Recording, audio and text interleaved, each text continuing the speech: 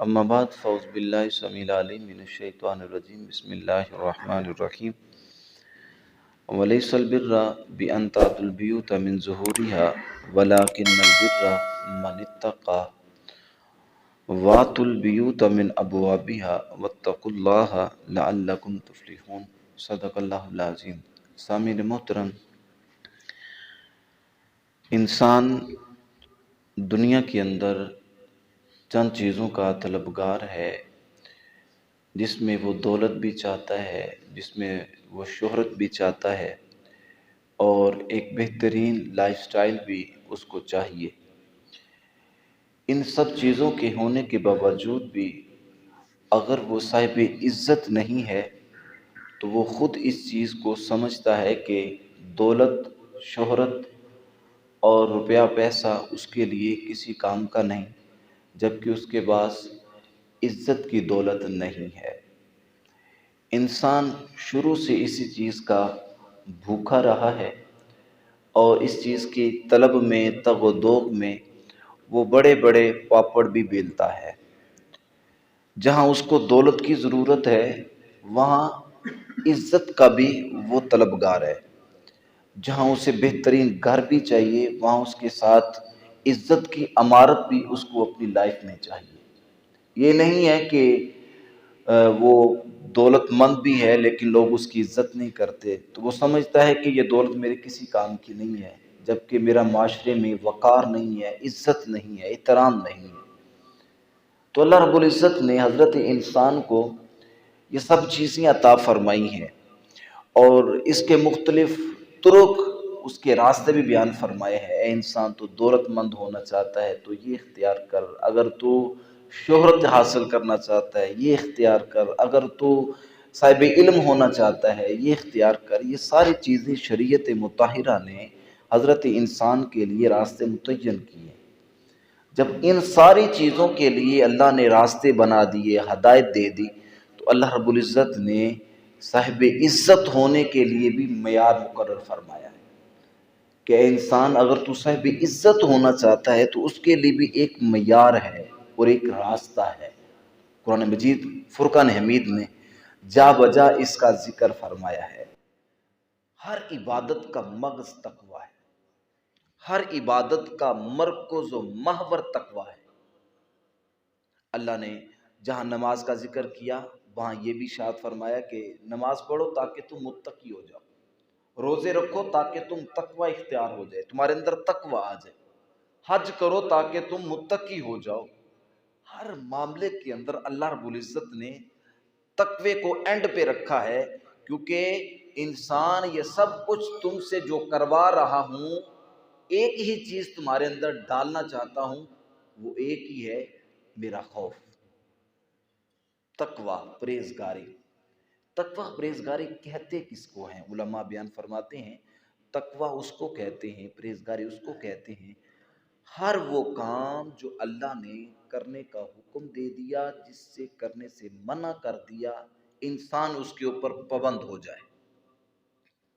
میرے رب نے ان چیزوں سے کرنے سے منع کر دیا ہے، کبھی نہیں کروں گا۔ ان چیزوں کا حکم دے دیا ہے، منع کر دیا ہے، کبھی نہیں کروں گا۔ رب نے اس کا حکم دیا یہ کروں گا، اس کو منع کر دیا یہ نہیں کروں گا۔ میرے حضور کی بارگاہ لگی ہے، ایک شخص آیا، حضور مجھے کچھ وصیتیں کریں، نصیحتیں کریں۔ میرے آقا نے فرمایا 5 وقت کی نماز پڑھ، رمضان کے روزے رکھ، اور صاحب استطاعت ہو تو زکوٰۃ دینا، اور اگر تمہارے پاس مال کی کثرت ہو تو حج کرنا۔ اس نے آگے سے ایک جملہ کہا، حضور نہ میں اس سے کم کروں گا نہ میں اس سے زیادہ کروں گا۔ جب اٹھ کر گیا تو مصطفیٰ نے صحابہ سے فرمایا، صحابہ جنتی دیکھنا ہے؟ حضور ہاں۔ فرمایا جو شخص آیا تھا وہ چلتا پھرتا جنتی ہے۔ پابند ہو گیا، ٹھہر گیا، رک گیا، بس اللہ کے دین نے مجھے یہ حکم دے دیا، نہ بھائی اس سے آگے نہ اس سے پیچھے۔ تو اس لیے تقوی غیر ضروری حرکات اپنانے کا نام نہیں ہے، تقوی جو اللہ کے احکامات ہیں ان کی پابندی کرنے کا نام ہے۔ انسان کے دل کے اندر جو خشیت ہے اس کو تقوی کہا گیا ہے، نہ کہ انسان کی ظاہری خد و خال کو تقوی کا نام دیا گیا ہے۔ میرے اور آپ کے آقا صلی اللہ تعالی علیہ وسلم نے ارشاد فرمایا، لوگوں سن لو، تم دولت میں اپنے لیے عزت کا معیار تلاش کرتے ہو، تم شہرت میں اپنے لیے عزت کا معیار تلاش کرتے ہو، تم بڑے حسب ہونے میں، بڑے نسب ہونے میں، مطلب میں بڑی برادری سے تعلق رکھتا ہوں، یہ میرے لیے صاحب عزت ہونا ہے۔ نہیں، اسلام کا یہ دستور نہیں ہے، اسلام کے یہ اسباق میں سے سبق نہیں ہے۔ اللہ کے پیارے حبیب صلی اللہ تعالیٰ علیہ وسلم نے ارشاد فرمایا، بلکہ اللہ کا قرآن پہلے ذکر کرتا ہوں۔ اللہ نے اپنے قرآن میں ذکر فرمایا، ان اکرمکم عند اللہ اتقاکم، لوگو اللہ کے ہاں کوئی صاحب مال معزز نہیں ہے، کوئی صاحب حسب نسب معزز نہیں ہے، کوئی بڑے عہدے والا صاحب معزز نہیں ہے۔ اللہ نے کیٹاگوریکلی اس چیز کی وضاحت فرما دی، اللہ کے ہاں کوئی عزت والا ہے، شرف والا ہے، وہ وہی ہے جو صاحب تقوی ہے، جو اللہ سے زیادہ ڈرنے والا ہے۔ جب ہمارا بنانے والا خالق، ہمیں پیدا کرنے والا مالک، جب یہ ہمیں چیز خود بیان کر رہا ہے، ارے تم صاحب عزت ہونا چاہتے ہو تو پھر ایک راستہ جو میں بتا رہا ہوں اسے اختیار کرو نا، وہ تقوی والا ہے، اللہ تمہیں عزتوں کا تاج عطا فرما دے گا۔ بنو تو صحیح، تقوی والے بنو تو صحیح۔ حضور صلی اللہ تعالی علیہ وسلم کی بارگاہ سے پوچھا گیا، یا رسول اللہ صلی اللہ علیہ وسلم، حضور سب سے معزز لوگ کون ہیں؟ تو میرے آقا نے شاہ فرمایا، اتقاکم، وہی ہیں جو تم سے زیادہ متقی ہیں، جو تم میں سے سب سے زیادہ پرہیزگار ہیں، وہ ہیں تقوی والے۔ آقا صلی اللہ علیہ وسلم سے پوچھا گیا، اے اللہ کے پیارے حبیب صلی اللہ تعالی علیہ وسلم، لوگوں میں افضل کون ہیں؟ میرے رسول اللہ صلی اللہ تعالی وسلم نے ارشاد فرمایا، وہ مومن جو اپنے مال اور جان سے اللہ کی راہ میں جہاد کرے۔ پھر پوچھا، حضور پھر اس کے بعد کون ہے؟ میرے اور آپ کے آقا نے ارشاد فرمایا، جو گوشہ نشینی اختیار کر لے، جو تقوی کی دولت اپنے اندر بھر لے، وہ اس کے بعد سب سے معزز ہے۔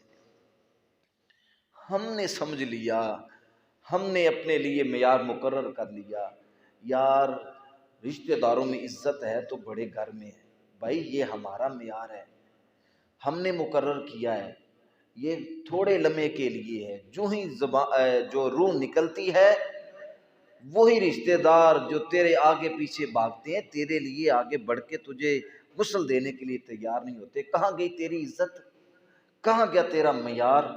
تجھے ایک دن بھی گھر میں رکھنے کے لیے تیار نہیں ہوتے۔ لو جی جلدی کرو، پھر وہ بھی وقت آتا ہے کہ جس کے لیے تو نے یہ امپائر کھڑا کیا تھا، یہ جس کے لیے تو نے یہ راتوں جو اپنی نیند حرام کی تھی، وہ وقت بھی آ جاتا ہے، ابھی تیری قبر کی مٹی بھی خشک نہیں ہوتی تو پیچھے ونڈیاں پڑ جاتی ہیں۔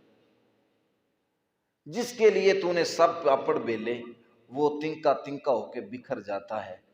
اس لیے صاحبو، عزت کا معیار اللہ کا خوف ہے، خشیت الہی ہے، تقوی ہے، پرہیزگاری ہے۔ یہ دنیا کا منصب، یہ دنیا کی دولت، بظاہر تمہیں یہ لگے گا کہ اس سے بڑے لوگ میں ٹھاٹ باٹ ہے، لوگوں میں بڑا عزت ہے، وقار ہے، میں بڑی برادری سے تعلق رکھتا ہوں، میں بڑے گھرانے سے تعلق رکھتا ہوں، میرے پاس گاڑی ہے، میرے پاس بنگلہ ہے، میرے پاس اچھا منصب ہے، نوکری ہے۔ یاد رکھنا یہ چند لمحوں کی ہے، ہمیشہ اس میں عزت نہیں ہے۔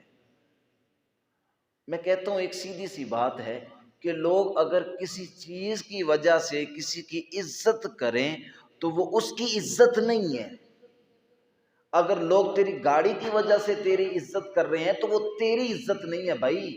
تیرے گھر کی وجہ سے لوگ تجھے سلام کر رہے ہیں، تیرے لیے، تیری اولاد کے لیے رشتے اچھے آ رہے ہیں، تو وہ تیرے اولاد کے کریکٹر اور کردار کے لیے نہیں آ رہے، بلکہ تیرے مقام کو سلامی پیش کی جا رہی ہے، تیری گاڑی کو سلامی پیش کی جا رہی ہے۔ عزت تمہاری نہیں ہے، عزت ان چیزوں کی ہو رہی ہے۔ اللہ فرماتا ہے یہ تو عزت ان کی ہوگی بھائی، عزت تمہاری اگر ہے تو وہ میری بارگاہ میں ڈرنے سے ہے۔ جتنا ڈر جائے گا اللہ تجھے اتنا ہی معزز فرما دے گا۔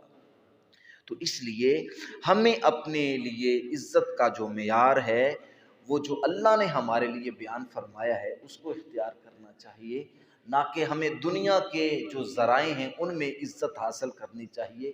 بڑے بڑے لوگوں کے پاس روپیہ آیا، بڑے بڑے لوگوں کے پاس عہدے آئے، منصب آئے، کہاں گئی ان کی عزتیں؟